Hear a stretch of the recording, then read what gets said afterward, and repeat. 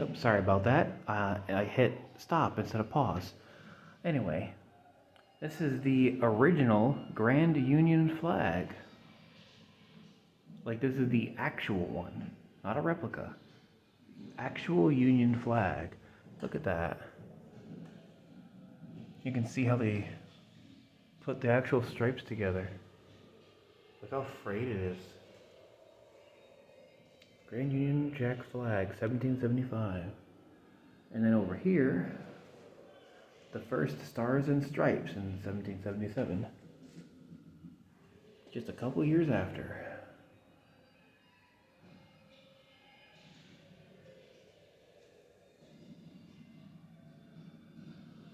Yep, this is the original. I can feel the age radiating off of it. This thing's old. I think they had to do restoration work every few years on it just to make sure it's pristine. Because material wasn't exactly that durable.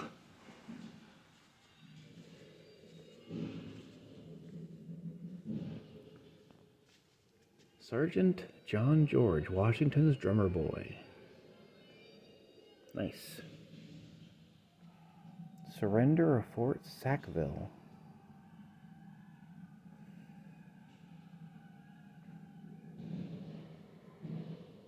That's cool. The Siege of Fort Sackville.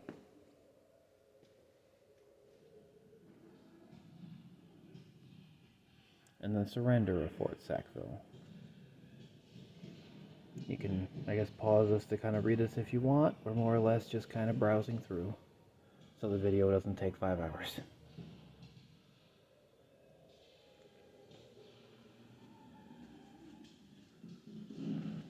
Well, that's where Vincennes, Indiana is. I have a friend who lives there. I thought it was north, not south. Okay. Still pretty far away. I guess what, over an hour away? Anyway.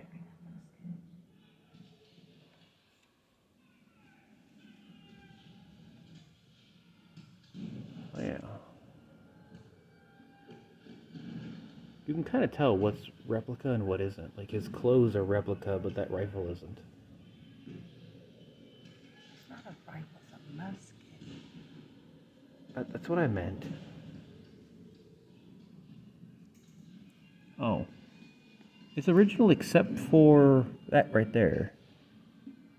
The flintlock. That right there is, I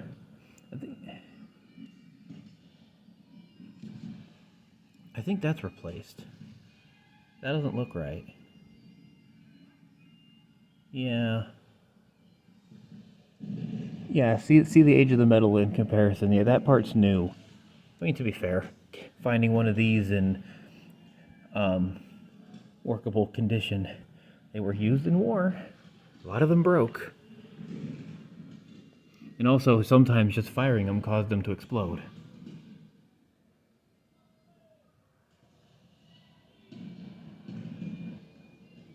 Yeah, Brown Bess, Charlieville, Pennsylvania rifle, probably the most famous one, right? The nice thin one. Then you have a cavalry pistol, Newland pattern flintlock pistol. Very similar. Cartridge box with cartridges. Oh, so that's how they were packaged. That's cool.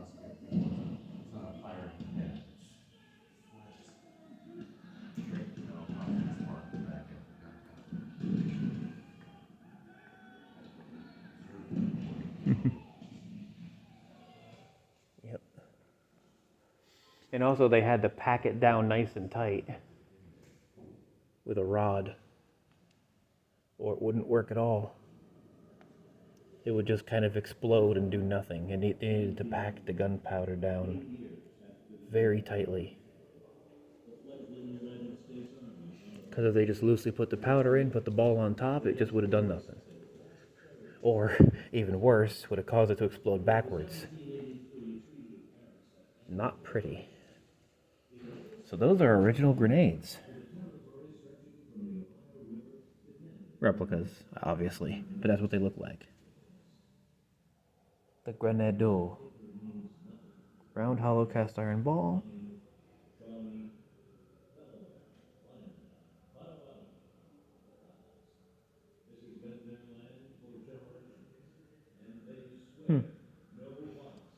They're pretty effective.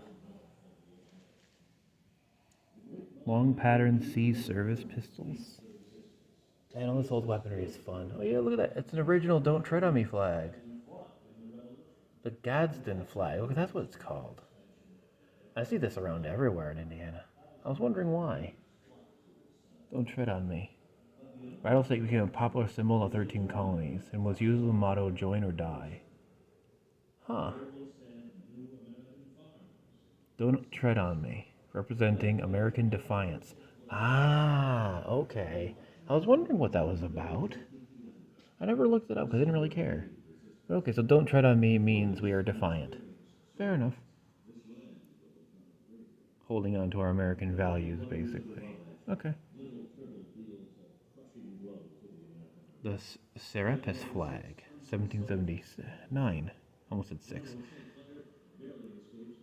Huh. Oh, it's the frigate flag.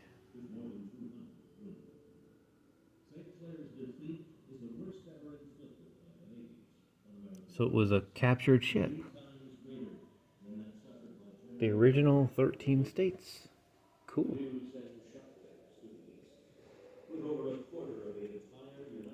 Continent of the Soldier, yep. All the info about it. That's pretty cool. President George Washington realizes the decimated army requires a proven commander. He appoints The citizen soldier. Even had a little fireplace going off.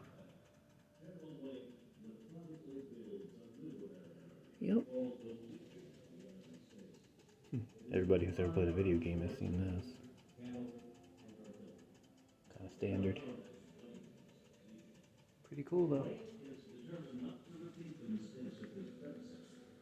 His troops are well organized. Star Spangled Banner, the original. Wow, this thing has seen some hard times. In 1793, Wayne is Cool. finally ready to begin the march to the Northwest Front. Seeing the original flag is awe-inspiring.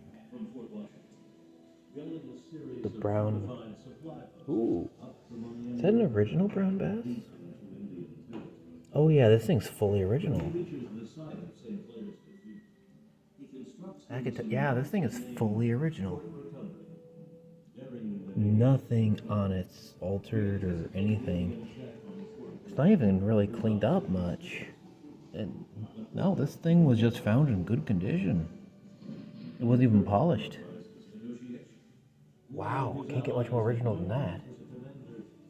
On loan from Keith Nelson. Huh. But Wayne refuses to negotiate and resumes his relentless march north for the Maumee River, burning native fields and crops. More Finally, the Indian Confederation muskets and decides the to rifle.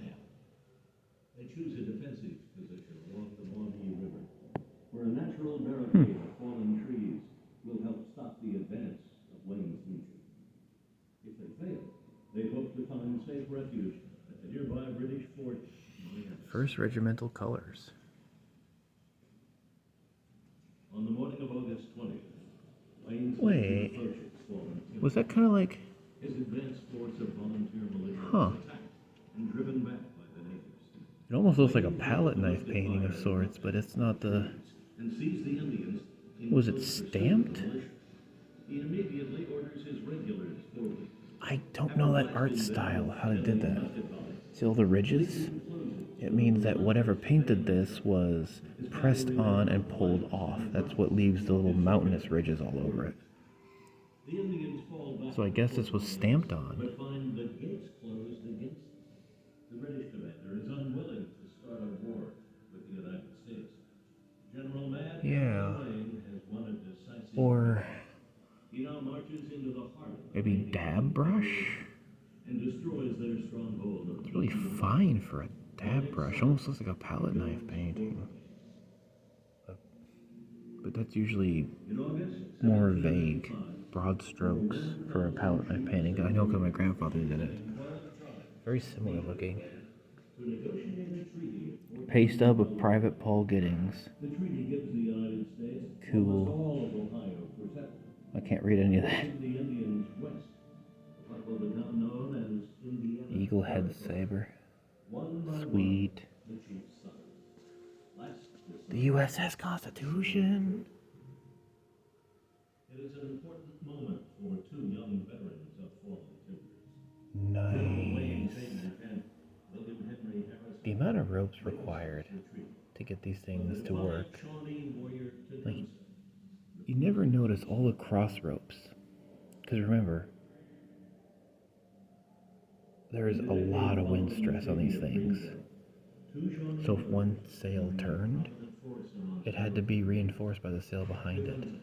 Our well-known warrior chieftain is leading the resistance And set up in such a way where they could just pull on a couple of ropes and turn all three sails. and becomes known as the prophet. He leads a religious revival.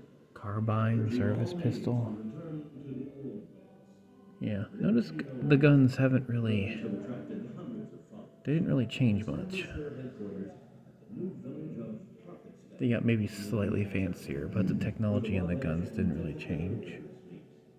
Here, the sensation was a confederation It was basically just a little piece of flint that slammed down on a piece of steel and made a spark. And made the gun go off. Indiana territory. 19 defiant Chain shot and bar shot. That's pretty big. But then, it's supposed to be. loss of more men that finally Grape brings shot. the two opposing leaders face to face. The Massachusetts. Wow, that thing is tiny in comparison. Tecumseh claims that he alone now speaks for all Indians and demands that Harrison nullify the treaty. Cool. And the two Oh, I was doing a boarding axe grappling hook. both sides now Alright. Almost at the second era. Governor Harrison assembles an army of about 1,000 Alright. men, including U.S. regulars, Yellow Jacket Militia. Indiana, and Kentucky. The Wilson trade gun. Tecumseh traveled south, Yeah. recruiting from the Creek, Choctaw, and Chickasaw There's a tribes bow and of arrow. Alabama and Mississippi, telling them, "Our strength is all of us Tomahawk. together as one.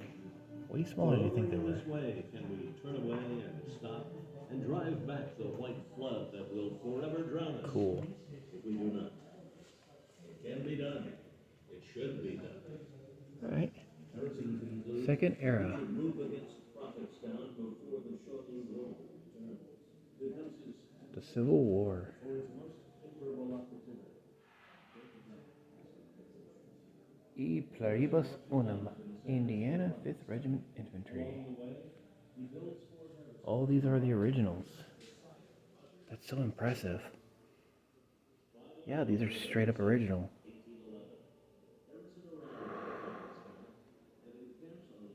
I can feel the age radiating off of this.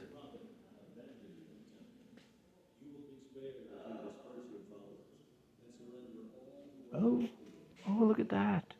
That's another one. Huh.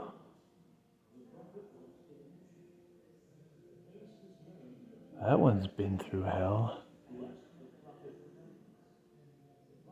It's kind of a newer flag, but it's still an original.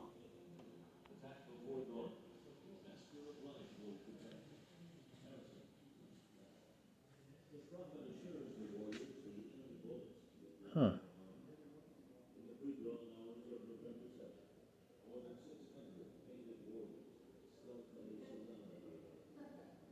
This looks like a recreation.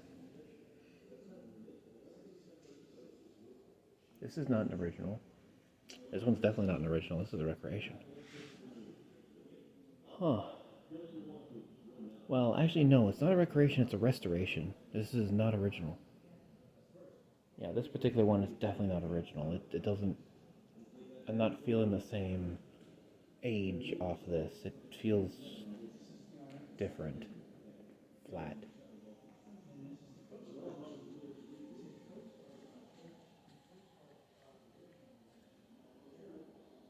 Hmm.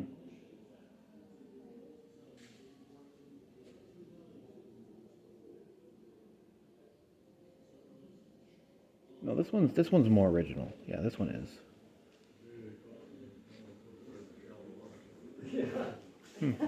I would expect that from a sailor. Okay, we're the repository for all the battle flags. We have about 350 of them. Now, battle flags come in two different types. We have federal flags that look like, they're the stars and stripes, and then these are regimental flags. So each regiment had 1,000 men in them.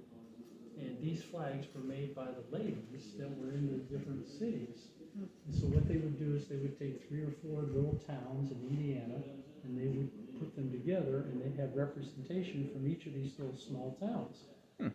And so these flags actually have 2 purposes. They have a legacy purpose. They tell about the unit. And every time, that I went to a new unit, I would look up what the history was. What did they do before I got there? And so the legacy part of it, as you can see, during this time, they actually put the battles on the flag. Well, now the flag code says you can't write anything on the flag. But anyway, this is the Mexican War, 1846 to 1848, and then from here on is the Civil War. Now, I think the thing that is really interesting about the Civil War in Indiana is that 1861 to 1865, and you have the North and you have the South, and the North won, unless you're from the South, because they think it's either still going on or that they won. And so Indiana had the Civil War governor, which was Governor Morton, and Governor Morton was in a pickle. Because what happened was that he had a situation where the people in the northern part of the state wanted to fight in the north, but the people from the southern part of the state were where we came from. A lot of those people had migrated from the south, and so they wanted to fight for the Confederacy. And so the Commonwealth, Kentucky, that's south of us, they decided that they weren't going to fight. They were going to be a border state. And so that was something that came up to the mind of Governor Morton. He thought, well, maybe we'll just do what the Commonwealth did. You won't fight for your side. Well, Governor Morton had a friend, and you might have heard of him. His name was Abraham Lincoln. He was the 16th president, and he was running the show. And so what he did was that he was talking to Governor Morton, and he said, we need for you guys to commit and to fight for the North. Morton says, well, I got a problem because half my state wants to fight for the South. So I'm thinking about not fighting for either one. Well, we fought for the North. So you can see how that worked. Lincoln won. Yeah. You can see how that worked out. And he was from Illinois, right? Grew up Well, in Illinois? Actually, Lincoln lived in Indiana for a while Oh, in his okay. youth. Okay. He said several states that he was involved with. Mm-hmm. So to continue the story, what goes on next is the fact that we go to fight for the North, and the fact is we went from not almost being in the war to the fact that 3 out of 4 eligible Hoosiers who could have served did serve. And there was only one state that had more people in the Civil War per capita of population than Indiana, and that was the small state of Delaware. Now, I mentioned that they were friends, and you might think, well, he's exaggerating about that. Well, in 1863, in a little town in Pennsylvania, the president gave a speech that became pretty popular.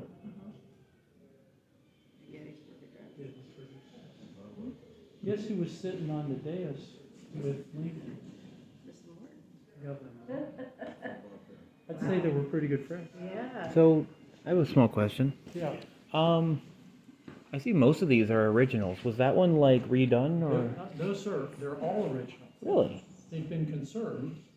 Huh. So you're saying Look that? here, So you're look at saying this- that see- one? Look at this flag right here. Yeah. You see the windy side of the flag with the lighter color? Oh is? yeah, I'm just saying that one right there feels a little off to me. Maybe it was just the refurbishing process, or What do you mean off? I don't know. It just doesn't feel as old as the others for some reason. Well, that's because it's been conserved. I mean, I guess to be fair, it does look like it's been through a lot. Yeah. Well, when you think about the fact that these things actually had two jobs. One is that they're the legacy of the regiment, but they're also at the front of the formation. And so that the people behind them can see them, and the formation is going to go this way or that way. So they're up at the front. And so they assigned people to carry those flags. And then they assigned 2s and 3s and 4s because the first person's probably going to get shot. And, And they had to pass the They had to pass pass the it. flag, like Yeah. passing the torch. Yep. Exactly. Okay. So I'm assuming this thing had a lot of holes in it at one point. Okay. They've been repaired. Yeah. They've been conserved. Yeah. So I guess that makes sense then. That's why some of it feels a bit newish, Okay, because it's been conserved. That makes sense. Okay. Because like that one's fully original. Like that one. Yeah. Like that one stayed intact more than others. So yeah, if it's at the front of the line, it definitely went through hell, quite literally. And so the reason that they moved Okay. from Kentucky to Indiana was because the school system in Kentucky. So Eli's father didn't like the school system, and so what he did was that he moved north. And so the war starts in 1861, and Eli Lilly 18th Indiana Light Artillery Battery. the Morton family and the Lilly family. And so he told the governor that he wanted to These are cool. be a leader, so they made him a lieutenant. And he was an infantry guy, and he went out to Chesapeake Bay and that way to start doing training and start getting ready to fight the war. And so in this Range December of of 1850 yards. 61, Damn. their first child was being born. And so Eli came back to Indianapolis for the birth, and then he went to see Morton. And he said, I don't think I want to be in the infantry. I want to be This in one's artillery. radiating They were originality. shooting the weapons. Wow. So Governor Morton said, well, we don't have any artillery right now. We're supposed to get 3 of them after the first of the year. So Eli said, well, The pride they had in this flag is He radiating. left, and he said, when you get our I can feel it. the battery, give me a call and I'll come back. And in January, that's what happened, and he did. And so this is his personal weapon. Wow. And it spent 6,000 miles marching and running down across the different battles, and traveled another 1,000 miles by rail. And so this is the actual weapon. Damn. Now these weapons, everything in this room is original. And if you stand back here and look Man. that way, you see the difference in the length of the barrel? Okay. The weapons over here are infantry weapons. They're longer barrels, which mean they're more accurate. Those are cavalry weapons. Now, when you have them on the side of a horse, you can't have a long barrel like this because it'll beat the heck out of the horse.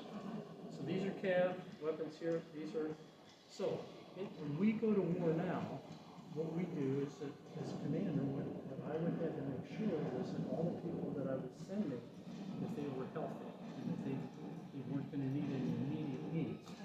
So the biggest problem we have with young people today is that they don't take care of their teeth. And so we have a thing called readiness processing, and they get their teeth, and if they need a crown or fillings or whatever, we have to get those fixed before we can ship them. Now, so they had medical requirements in the Civil War. You can listen carefully about this, all right? All right. So in the Civil War, the medical requirements, the dental requirements were that you had to have 2 teeth. Just to, And these two teeth need to be opposing. You can't have a 7-10 split. All right? Now, why would you think that would be necessary? Fight something. Right here. Soldier had to tear open Oh. the cartridge, and then you start tamping it in. So 2 teeth. But you had to have 2 teeth. There were no tufas. Now, the other thing we want to talk about is the fact that what was established in this country were the colored troops. Okay, so Negroes, as they were called in those days, people say, well, they didn't serve. Well, they've been serving since the Revolutionary War. They couldn't enlist until the Emancipation Proclamation. And so when that happened in 1863, then there were segregated units. Now, there were the first 5 segregated units. Kansas was the first, but Indiana was among the first 5. Now, that's really interesting when you think about the fact that we also get 3 random wizards from the Klans Kearsarge. that came from Indiana. So you see on the right side it's subtitled and it's not. Ooh, medical supplies. Man, they had to make do with what little medical knowledge they had and what tools they could get. So the Ooh. last person that was last American Still saved lives. in the Civil War was Mr. Williams. And he died on the day they signed that law. Now you're going to learn when we get down here in the corner in the Spanish-American War, the first American to die in the Spanish-American War was the last year of the first there. This is one of my favorite pieces right down here. We have 12,500 other things. But this is a medical surgical kit. I couldn't build a birdhouse with that. And this is what they were operating with. Had to make do with what they had. And especially their medical knowledge was also limited too. You think? They got that soft. Ooh. Okay, Still saved lives, haphazardly. so this is the circle. This is the soldiers and sailors line. Because anything was better than nothing. Feet, 16 feet shorter than the Statue of Liberty. It's in this is the part of the military. Can you imagine having a big bloody conflict and one of the things like medical knowledge being in limited supply? And medical supplies being in limited supply, just off the bat. This is made by the Crazy.